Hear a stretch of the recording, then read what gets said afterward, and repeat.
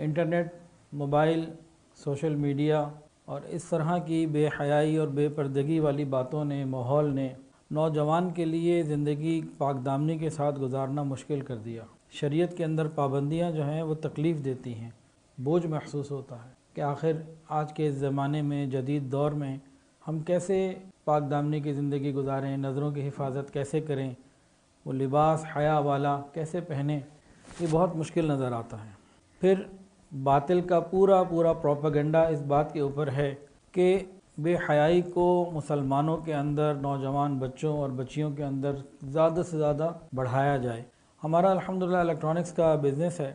1995 میں شالمی میں گیا تو اس وقت جو پیناسونک کی آئرن تھی اس زمانے میں نیشنل نام تھا، تو جو ملیشیا کی تھی وہ تھی 670 یا 65 روپے کی، باڑے سے مال آتا تھا، ہم بیچتے تھے۔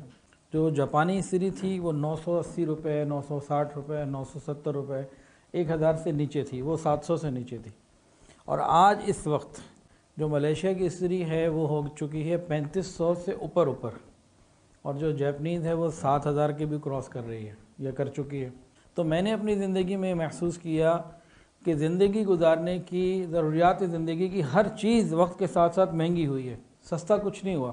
اگر کوئی چیز سستی ہوئی ہے تو اگر آپ غور کریں تو اس کا تعلق حیا سے ہے۔ بے حیائی کو پھیلانے والی ہر چیز سستی ہوئی ہے۔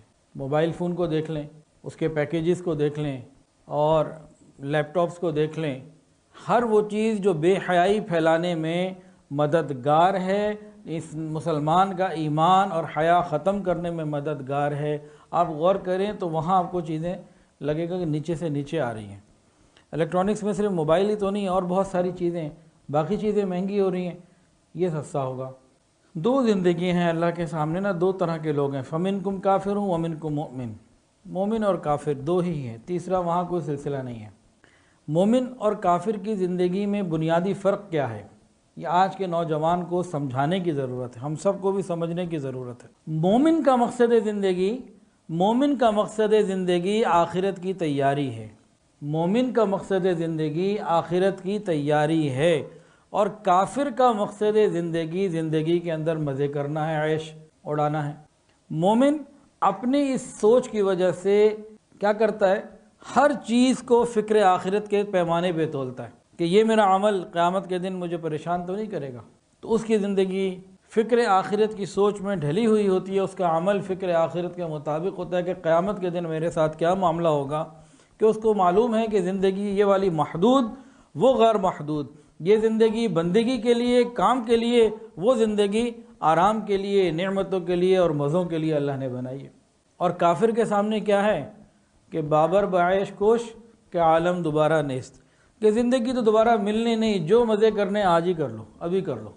اس کے سامنے آخرت کی فکر کوئی نہیں، سوچ کوئی نہیں، قیامت کے دن اللہ کے سامنے حاضری کا نہ کوئی خوف ہے، نہ اس کا کوئی استحضار ہے، جس کی وجہ سے اس کی زندگی میں اور ہماری زندگی میں بڑا فرق ہے۔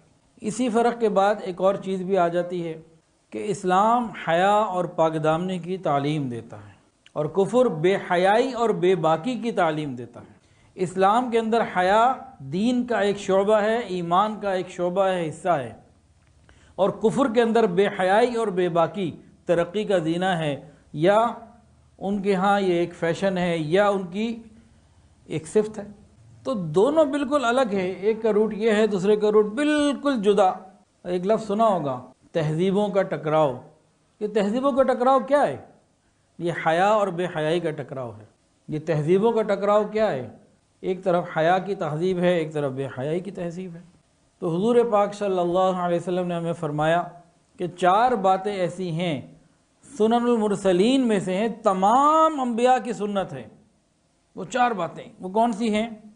ان میں پہلی بات الحیا، حیا تمام انبیاء کرام علیہ السلام کی سنت ہے۔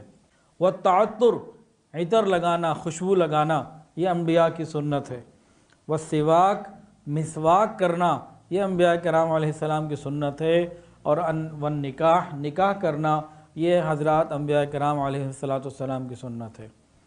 حیا، خوشبو، مسواک اور نکاح، یہ 4 سنتیں ایسی ہیں جو تمام انبیاء کی ہیں۔